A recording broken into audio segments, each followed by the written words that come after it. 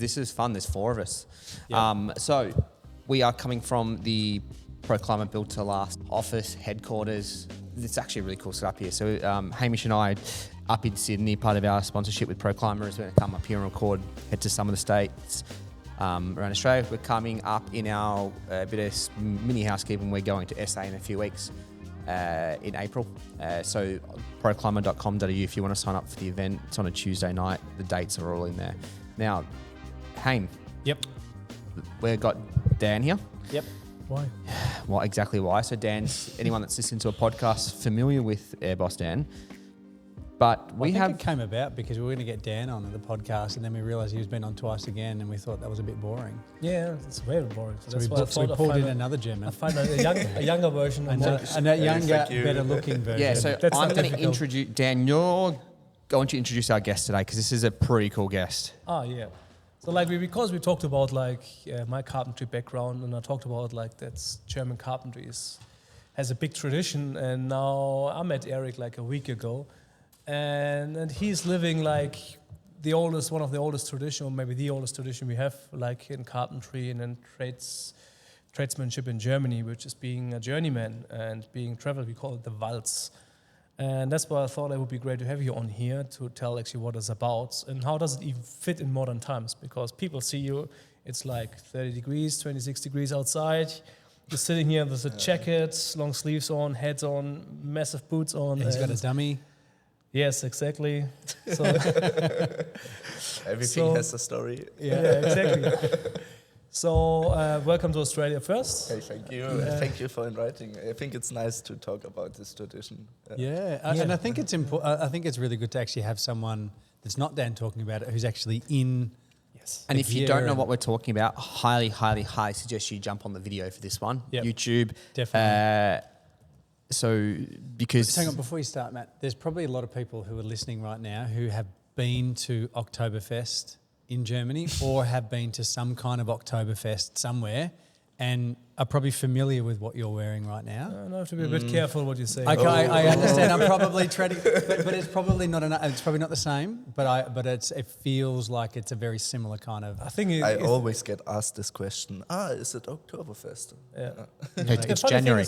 It comes together because I think I talked about in the previous sessions about the Maurer Montag. It's the second Monday, Bricklayer Monday on Oktoberfest. Yes. And traditionally, all the trades went on the Oktoberfest, also with the traditional clothing zone, because the brickies, the chippies, and everyone that just really showed up with the traditional clothing. So this could be the reason why, but actually has nothing to do with their interest. Right. Okay. So what is a journeyman? A journeyman is it's a graduated craftsman. He's traveling for 3 years and 1 day, at least all over the world. But in the first year in the German-speaking countries, to extend his knowledge in craftsmanship, but also in life. And it was invented while the Middle Age in building the cathedrals, and just the craftsmen went out of their hometown to earn some new experience, and maybe because they don't find work at their hometown. So you're a carpenter is the base of what you do? I'm a carpenter, but there are many crafts. Yeah. All the old crafts do the journeyman. I just love that you call it a craft. It's a... Why?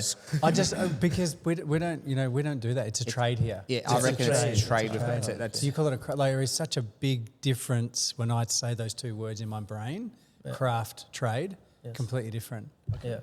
The trade is more or less just a job you do, and craftsmanship is actually really putting love and honor in what you're doing. So really, it's love. Yeah. Craft is love. Maybe this is the difference.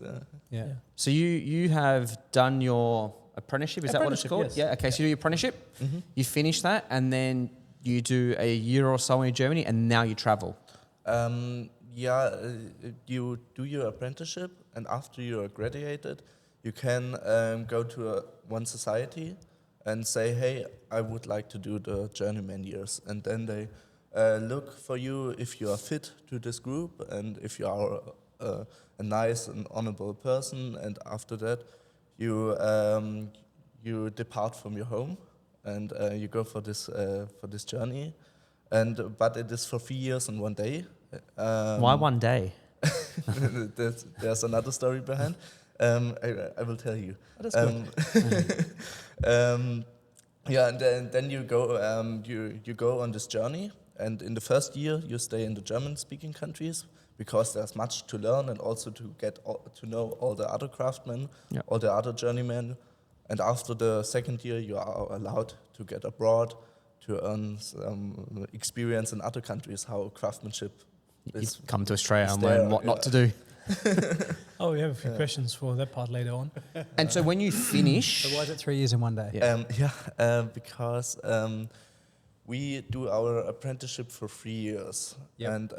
and back in the days, you belong to your master of craft because you lived at his house, you belong to his household, and after you are graduated, you get free from all your responsibilities to your master, and there's also a big celebration, and it's still practiced nowadays. And after you are graduated, you also are allowed to wear a hat, Yep. because as an apprentice you are not allowed, because the hat is a symbol for a free man. And after that, you have graduated, you become a free man. And so we want to be one day longer in freedom than we stayed under the rule of our master. Wow. so when you say, In Australia, you should be wearing a hat. yeah, You're going to get sunburned. Okay, that's Just the budding set. So so are you in the process of your journeyman, or have you finished it? Like, have you done all the training in a sense, or how does that work? Yeah, we have the apprenticeship. It's also from the state and so on. You go to a school, but you are also in your company where you learn. And after that, you do the Journeyman Years if you want to, only for the experience to extend. Where are you on that journeyman journey? I'm now almost finished my second year. Yeah, so you So- did 1 year in German speaking, and where were you before that? So after my first day, I could leave out of Germany. I went to Azerbaijan. Whereabouts? Azerbaijan, Azerbaijan. Where's that? Eastern Middle East. Oh, okay. Did you watch F1, Azerbaijan Grand Prix? Georgia is next to it. Yeah, yeah. And What were you doing Turkey. there? I've worked as a potato farmer, actually. Oh. It Where- was the only job I could find there. Wearing the fair. same. Yes. Yeah. Okay. Right. Yeah. And that's a very cultural difference in Azerbaijan compared to... Yeah, and nice craftsmanship is not you cannot find there, and sadly all the roofs are welded and made out of steel, so there was not much work to do for me. But Good potatoes? Yeah, but potatoes. For how long? Yeah, it was only a few weeks, but yeah, it was nice. Was also German farmers there. Yeah. And, Yeah. So- and then so you went, you did a few weeks there. Then where to? Then I went to Georgia, but only short. Back to Germany, or better to Austria. Yep. Then I've worked there several months again. After this, I went last summer to Norway, Oh yeah. Cool. and there I did. Working in Norway as a carpenter. Yeah. Yes, and this is really a nice story how I found this work. I hitchhiked all the way up to Tromsø Yep. from Germany with my camera together. And one day we slept on the fjord, and then a guy took us in his car, Yeah. and he asked us, "Hey, are you looking for work?" And we said, "Oh no, not really. We just finished our last work." And then he said, "Hey, I have some nice work for you. We are a group of geologists, Yep, and geologists, yep. we are searching for copper here in the mountains, and we need some wooden drill pads on the mountain side Yeah. for drilling for copper." And then they said, "Hey, we want to, we need this, and we really need you as worker." And so we had a look on the work. After this, we said, "Oh yes, so I think it's nice." And after Good that, money, huh? yeah, it was good money, and they flew in a carpenter. He's originally from New Zealand, but Yeah. lives in Canada, and in Canada they are really experienced in building such drill pads.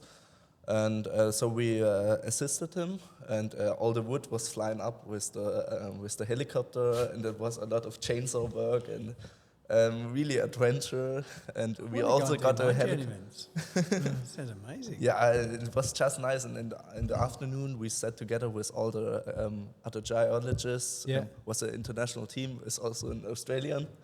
I think you are really experienced in mining. Well, I'm not. I'm not, but sure. So My uncle was actually a geologist, but sure. Yeah. So what happens when you was finish nice, your journeyman? Or does it never finish? Yes. 3 years in one day. 3 years in one day. You can extend it if Yeah. you want. And at least you decide when you want to go home. Yeah.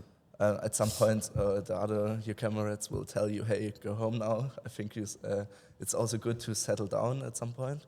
And you decided for yourself. Dan hasn't settled down. So But I'm not a journeyman. So you don't have to. So if you're doing a journeyman, so it's 3 years in one day. During that 3 years in one day, it doesn't necessarily. You don't necessarily have to do carpentry work. It can be any work. It can be every work. At least you afford your living. Yeah. Okay. But of course, we are looking for You're looking for carpentry work, because yep. we want to extend our knowledge. Yeah. That's what I was going to say. Yeah. Yeah. I think like quickly because Norway, because I still would like. I think it's interesting how you actually ended up here. So like after Norway, how did Yeah, I you want to end know up the story. there? Yeah. Why are you here? Yeah.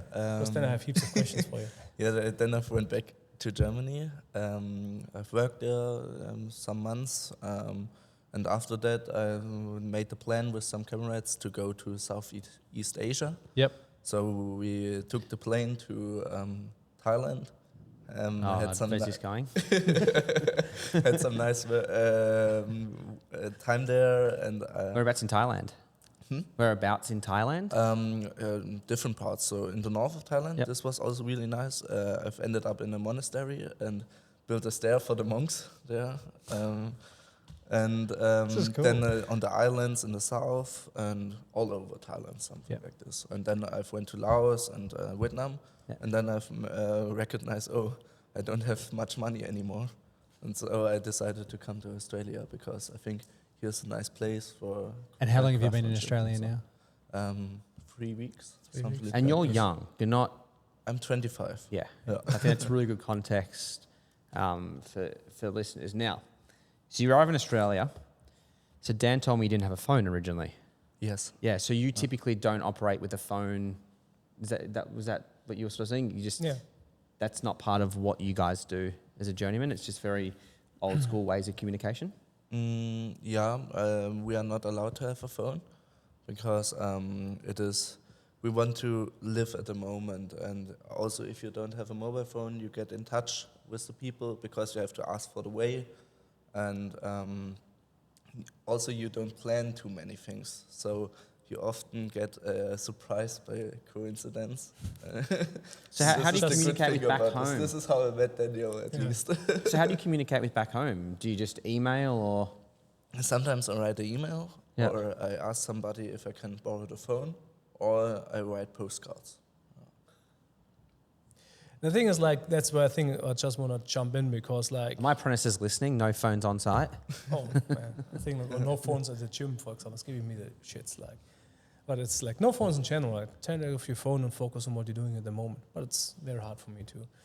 The thing is, like, I just want to get on it because you maybe ask, like, because Erik is talking about the comrades, and so when we talk about the tradition, like, he's actually talking about the guilds. So the guilds actually really start like in the 1200s, as in the medieval times.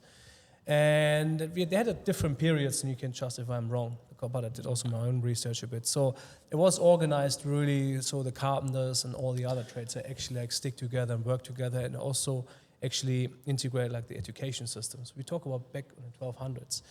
And the big changes have been like, okay, to stick together, that at some point there have been points where they really protect the area, so they didn't let any outsider in. And some parts, they said like there was a bit of a corruption too, which is kind of difficult. So specifically in the Industrial Revolution, this is then in the 1800s. This is actually when the guild started to open up and relax a little bit. It got more open. They also got a little bit forbidden, so there was a rule against this because they built such big. They had too much power. Yeah.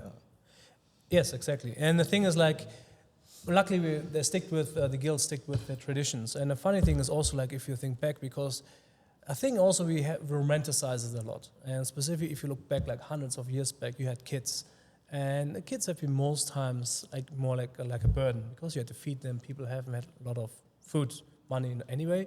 So that means kind of the best thing what could happen to you as a parent if you actually found a master carpenter or a guild to say, okay, we're going to take care of your son. Because it was very unlikely it was a daughter, I guess. So it means kind of you as a parent, your child has a future if you're in a guild because it's a connection for a lifetime. It's a connection around the world. So maybe, of course, like that's what I'm going to say in a second. I'll come back to you.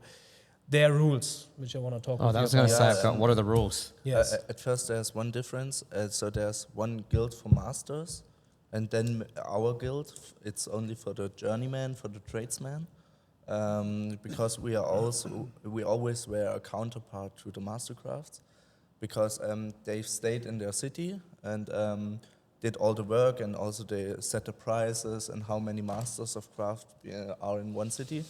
But the journeymen, they always traveled around after they finished their and so if maybe a few masters didn't behave good or treat them good, the journeymen, then they just left and said, hey, nobody works at this city anymore.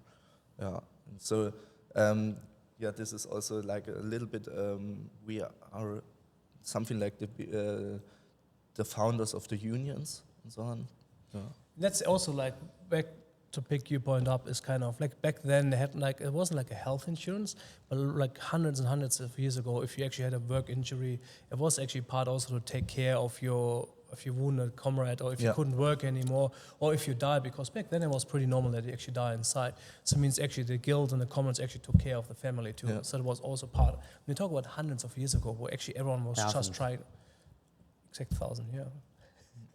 So I think like that's why the history is so important. That's why I think it's bloody awesome. A part of the history is still continuing. Can I ask, do you regret not doing your journeyman? Yeah, of course. Okay. But to be honest, I wasn't brave enough because, as I said, like it's getting romanticized, and I was always a bit afraid of it because like spending 3 years by yourself alone, you have to be clean with yourself to really like. That's why I have such a respect for Erik doing it, because I think it's not easy. Are you allowed to go home? No, I don't. 50 kilometers radius. Yeah. It's the maximum, closest distance. Yeah. So even for like a family reason or an emergency? There's an exception. Yeah, because there are exceptions. If there's if somebody dies of your family, you are allowed to go back to your hometown, but only if another comrade joins you and so comes with you. So he has a look that you afterwards get back again. Before we jump on to other questions, is carpentry or master carpentry something that your dad or mum or grandfather did, or is it something you've decided to do? No, there's no one. I'm the first carpenter. My uncle is a carpenter. Yeah. Yep. But so I decided for me I want to do the Journeyman Years. Yeah, okay. I'm fascinated right now. Me too. I we just find don't get passion like this at all. Intriguing, and exciting. Like you kind of almost think it's almost like when, I shouldn't be comparing it to a Mormon mission, but it almost is like a mission that some people go and do. But your mission is to go out and get better and learn and experience the world and become a master carpenter. So what are the rules? The rules, we are not allowed to be married, have any children, because then you have responsibilities. We also are not allowed to have any paying debts.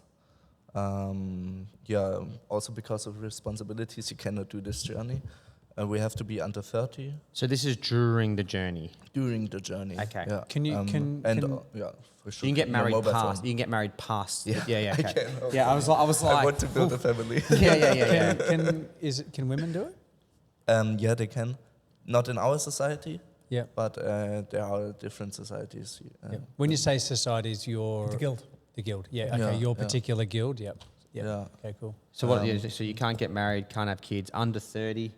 That's an interesting. I would have thought that like if you're 40 and you're fit, healthy, is there exceptions to that? I think in other guilds you can, because I met a few that actually definitely have been over 40 And over still, 40. yeah. Yeah, you have to begin your journey before you turn 30. Yep. And of course, if you are on this journey, you can do it longer. But at some point, your comrades will tell you, "Hey, go home now," because at some point a different time begins where you maybe should not travel like me anymore Yep. to build something. Yeah. Yep. Are there any other major rules? If you get to a city, you always have to say hello to the city society. So there are bars and restaurants all over the world. And you get there, and then you get to know the carpenters who live there.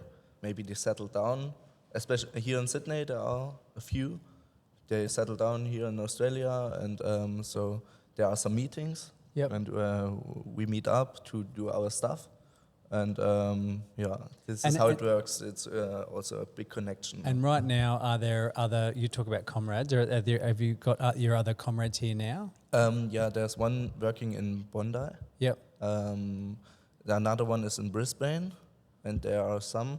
I think they've just came in from Perth. Well, I tell you But I what, don't if you know ever where wanna- they if you are. ever want to come down to Melbourne, No, that's my no. I'll give you my phone. I'll We give you talk my phone about this number. later. Make it as a big note because I actually want to pick on this topic. Yeah. So keep going. Yeah. Yep. So you've come to Australia. What are your thoughts on Australian construction? I almost think it's unfair now No, because no. he's working on Stefan's project. Yeah. And No, I but this is know- even and better. Blaze is a high performance passive house builder. That's right, Does what's it? beautiful stuff. I'd love to get him on like a Metricon site or something. Sorry, But like he's jumped into the highest form of building we have here. Oh, that's a good point, actually. Yeah. Because like last Monday we Yeah. caught up as Erik and I, and your hands didn't Yeah. look as normal. So what Yeah, happened? You've got glue on your Yeah, hands. I thought German carpenters meant to be clean. Yeah.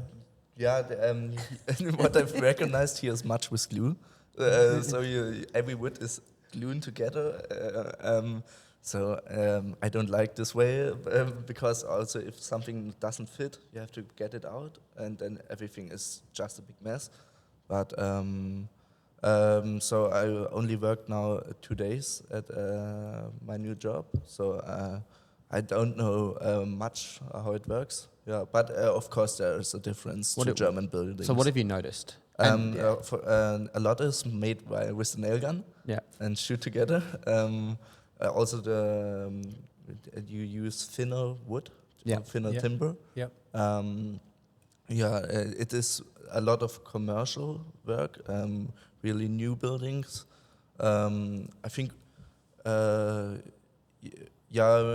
we also have this framework buildings. We get more used to it and so on, but there are also a lot of construction work. So if you are at a company, you maybe do both. You do the framework, housing, or the construction work, or the restoration work. So what's wrong with a nail gun? I can. It's for me. It's just don't seems like so solid, and also like it's not so removable. So for me, just in my point of view, it seems better to use a screw, or to make some wooden connections and. But maybe we are really serious in this point of So view. how was it for you when you come on site and the first time you actually realized, oh, they actually frame on site. They don't prefab like in the warehouse or in the workshop. Because like in Germany, like what your previous job, what you did, what you should also talk about, what you did previously, but we always prefab in our company and then we deliver it on site and then we actually just erect it on site.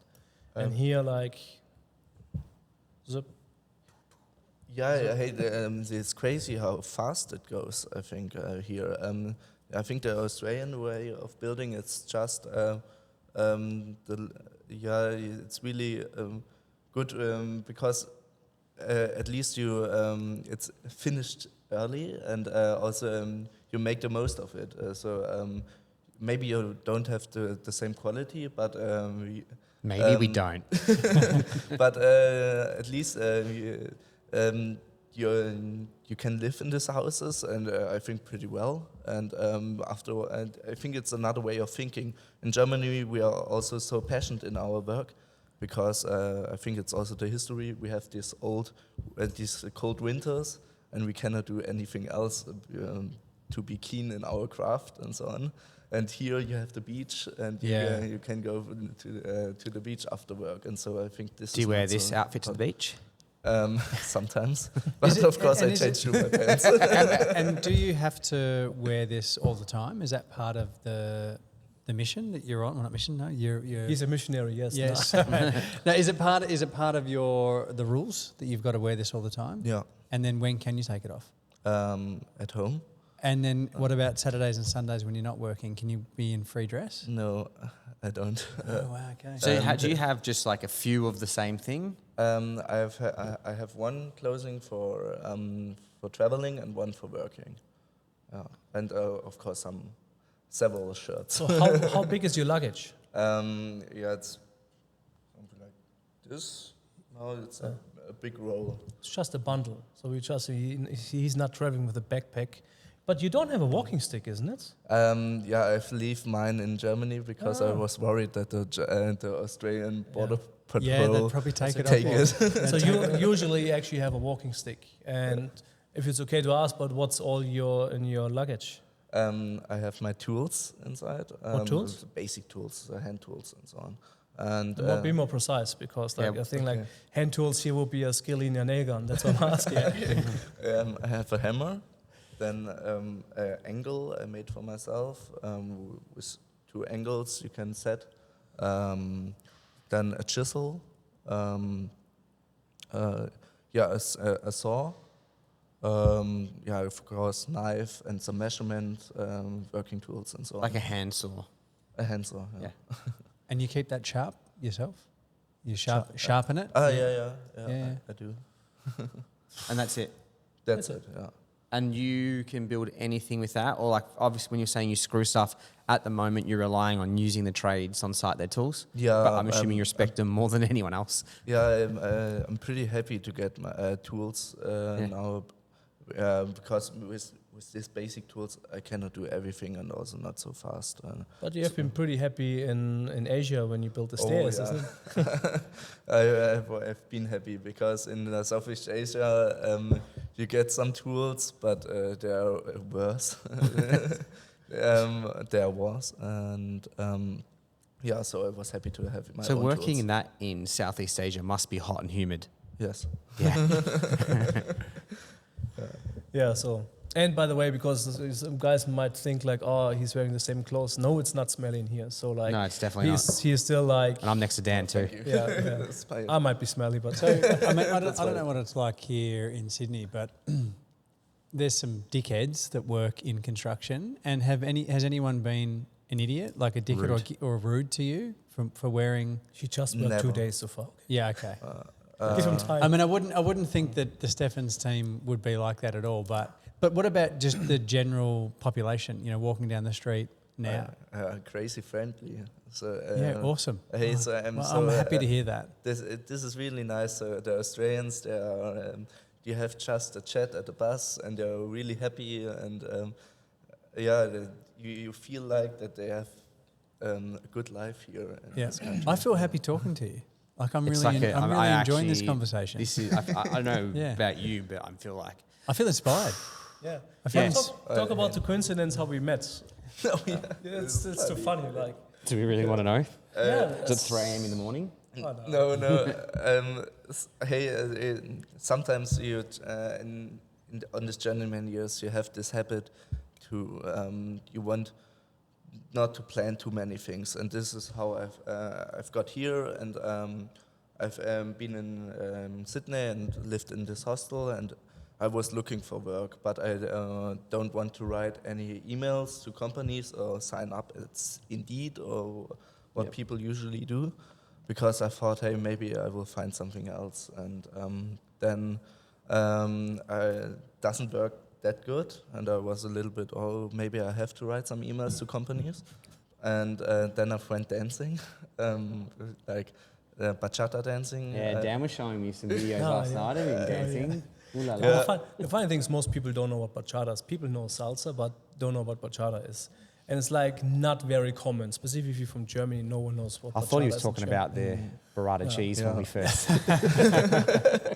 Nah, and I didn't go because I danced bachata years back, and I just started the Monday before. So I really want to get back into it. So I haven't danced for 4 years, and so I said because I actually enjoyed and missed it.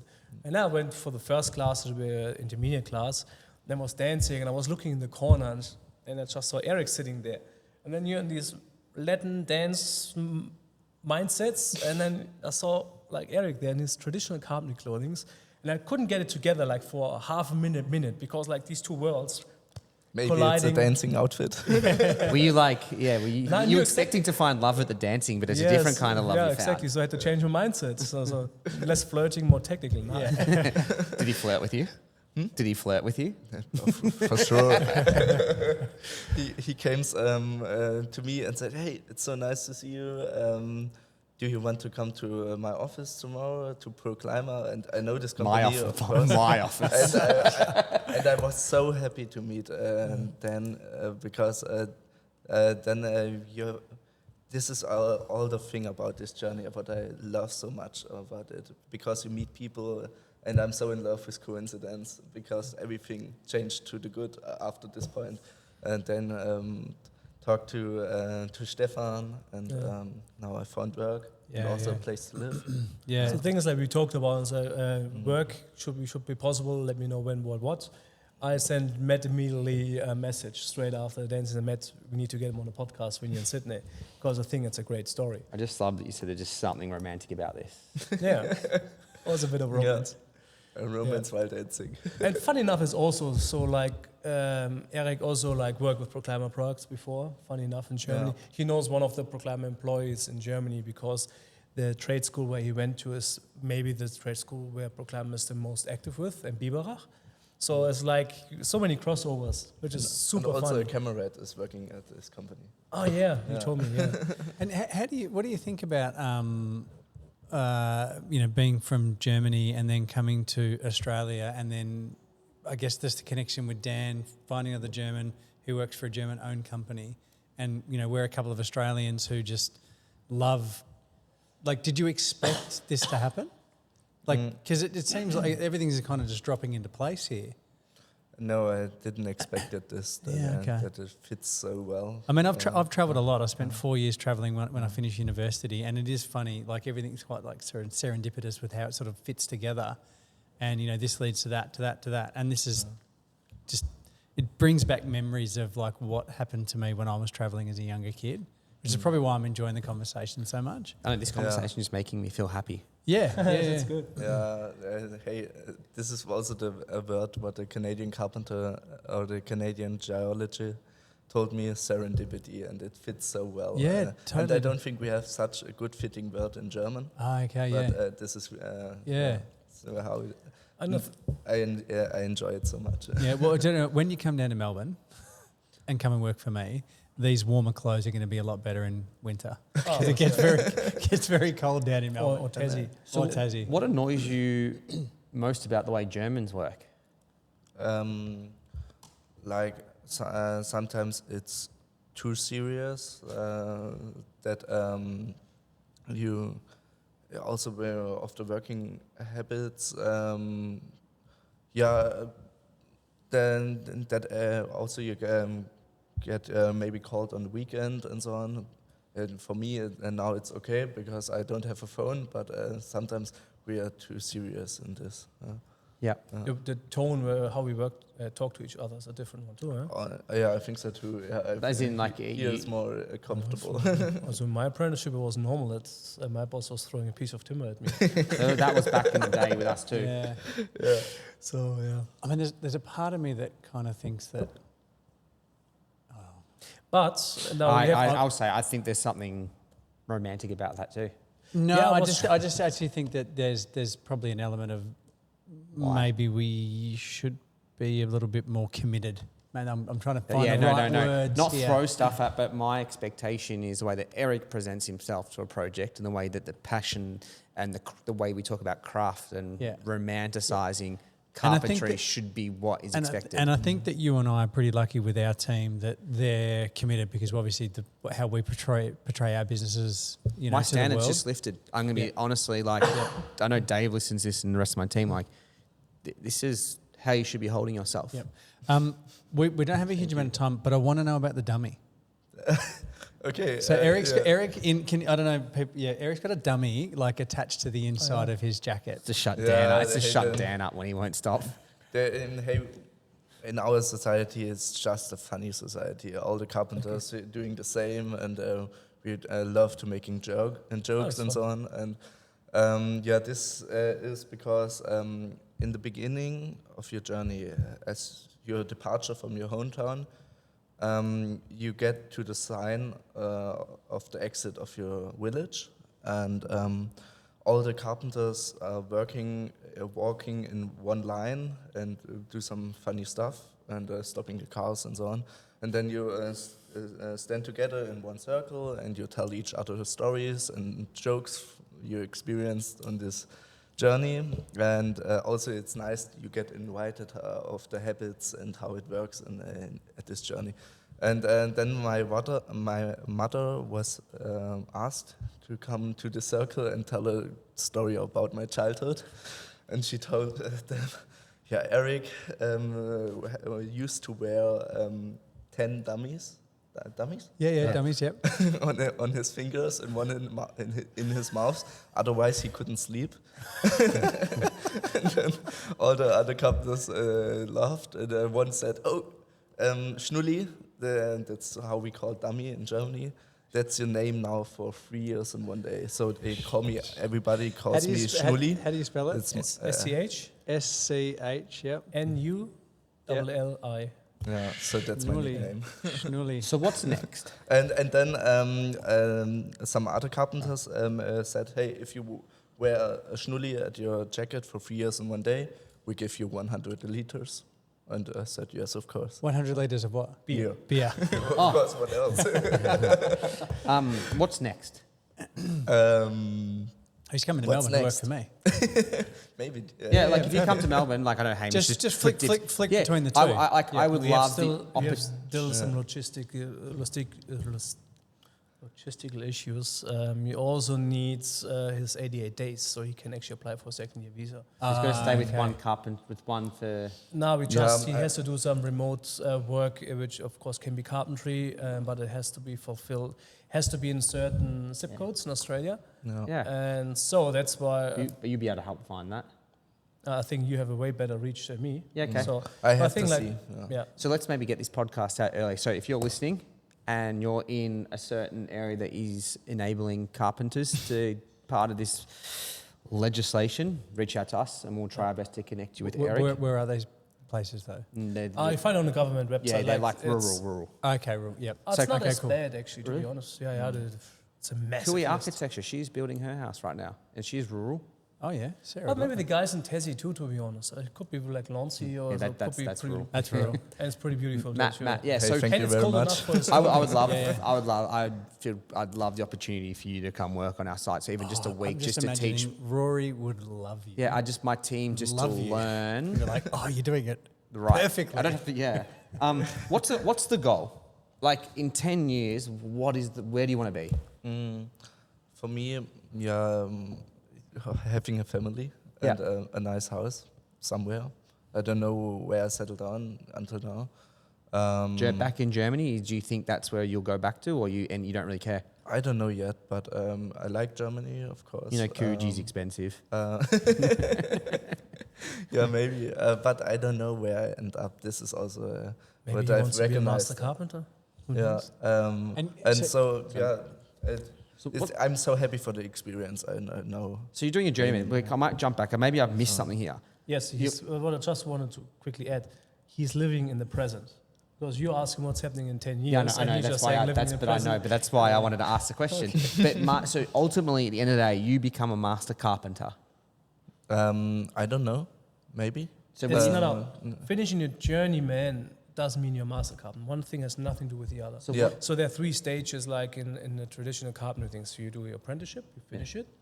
then you be a journeyman, and then you finish it, and then you work for 3 years again, and then you can apply to be a master carpenter. So these days, more or less everyone can do it, but back then, actually the guild decided, do we need a master carpenter in this area? So you had to apply for it, and everybody had to approve it, you had to be well connected. And also, if you wanted to become a master of your craft, you had to do the 3 years in 1 day of the experience of the Journeyman Years. Otherwise, you aren't allowed to do it. And you know, or you have to do I think 7 years of work experience. Because if you think about it, it's pretty brilliant actually. Like I went and travelled for 3 or 4 years when I'd finished university, and it wasn't until then that I actually felt settled. Like I felt like I was ready to come home. And I think this is kind of doing the same thing. You're doing your apprenticeship, go and travel the world, and then come back and settle down. If you want to do a master carpentry, do you still travel, or you go back to Germany to work with a master carpenter? You go to school. So it's not actually on site; it's at school. It is an extra course you have to sign up for. Then you will become a master of craft. And then when you get that, what changes? You just known as the best. I didn't get it. Yeah. So do you want to ask it? Yeah. So you just say, when you go back, you go to school, do your master carpenter. What changes being before and after? Like, do you have more responsibilities? Did you actually learn anything, or is it just a title you buy? Or I think you learn much at the school. Of course, also learn some business working and how to do all the housekeeping of your company, your business. Yep. And also you earn some new craftsman techniques. Yep. And you can start a business then, can't you? Yes, exactly. Yes, and without this, you can start a business, but you cannot call yourself like a carpentry business. Right. I think you were telling me when people do get their master carpentry title and then start their business, it's usually their name. Oh yeah, it's like pretty common in Germany that actually our business, or carpentry businesses or joinery, they have the family name. Yeah. And I keep saying in all my presentations, and it's always quite interesting to see the feedback. They say like actually the companies have the family name, which means kind of you have actually responsibility to your family name, because you can't just stuff off building sites. You got it right, your family name. You got it right. Shit can be before. I just want to summarize like with the master carpenter. We talked about like a while back in a different episode, but like a master carpenter is based, go back to school, but a master carpenter and construction engineer, so I went 2 years full-time back to school. But the master carpenter has like 4 parts. The practical part, so it means kind of you really have like the practical part, you have the theoretical part, so you really need to all know all the techniques about building physics and bits and pieces. Then you have how to be a trainer part, and then the business parts. And you have to fulfill all 4 of them, because you're also not allowed to have apprentice if you're not a master carpenter. Wow. So that's part of it. I would love to continue this conversation, but we have a plane to catch. Yeah. So ask him for his earring. What? I need his earring? Yeah, he has an earring. What about his earring? Yeah, just how to got there. Yeah, this is also what you said. Of course, our society looks after us if we die. But the reason we all wear an earring is because we are not allowed to have any responsibilities. Also, if we die on our journey, we have this earring, often out of gold, that we can pay our funeral. So, how did you get the hole in your ear? I don't know. It's nailed. So it's actually traditional. You put the ear on the bump and. Here, this is my nail. Oh, nice! I didn't know you have it. Yeah, Can I have a look? Yeah, sure. Oh, it's handcrafted too. Yeah, it's So from a that's recent the best camera in here. So that's what gave you an earring. Yeah. Yeah. That's pretty awesome. Yeah, and, I don't want. That's like and crazy. at least if you get nailed, you are connected to the table. You've got nailed, and then the carpenters ask you, "Hey, do you want to do this journey?" And you promise to be honorable and so on. No. And after that, you promised it. You have to pay some beer, and you get free again. And so it's like also getting into this society. So we have a closing segment at the end of every episode. It's the Mindful Moment, sponsored by MEGT, Australia's largest building provider. Now, All of this podcast. this whole episode. podcast. This This whole podcast. I have written so many notes on my piece of paper right in front of me right now. You should be able to get a second episode when he's in Melbourne. Yeah, isn't it? so I think if you're in an apprenticeship, make your one, don't call it a trade, call it a craft. I love that. 2, make it romantic. I think like it's love what you do and just own it and be passionate. But I think most of all, like there's a clear line of you don't stop learning. Yep. And if you're on one of my building sites, don't give yourself an earring. Yeah, It's on you to do it now. Yeah, that is step outside the building site. I know. And do At it. least get the nail gun and pull it back Yeah. and shoot from a distance. Eric, thank you so much for coming I've loved on. this. I've really enjoyed. Thank you, it. Dan, It's as well. been great, for Dan. inviting. Thanks for making this happen. Done. Yeah, and I hope there's a giveaway to everyone, because we all so focused on ourselves and the phones and just not really present. And I think it's nice to hear Erik's story because it's exactly opposite. He doesn't have a phone. If he sits in the kitchen for an hour or two, he just tries to find something to read or talks with people. You're forced to live in the present, and me included, I'm as guilty as. You know what, we just sticking our phone and we're lifting our phone whenever we can. We never have the chance. This morning, you're on the phone. I turned you around to watch the sunrise. Yeah, that's So- I was actually on the phone to Yeah, someone. of course, because we're just getting distracted or dive into other bits and pieces. So that's why I think I think it's something what I want to learn of Erik, live more in the present, because it's getting lost, and every time when I try to be present, it's good for myself and for my soul. But Erik, while in Australia, Summary. keep hanging out with this guy. He's going to teach you some pretty cool stuff. He has a great network. The people that are here in Pro Climber right now, you're going to learn some stuff as well that you'll be able to take home. So I think it's going to be a two-way highway for both of you, Dan. You obviously very proud right now and in love. But Erik, there's a ton of stuff to learn. Thank you very much. Thanks, guys.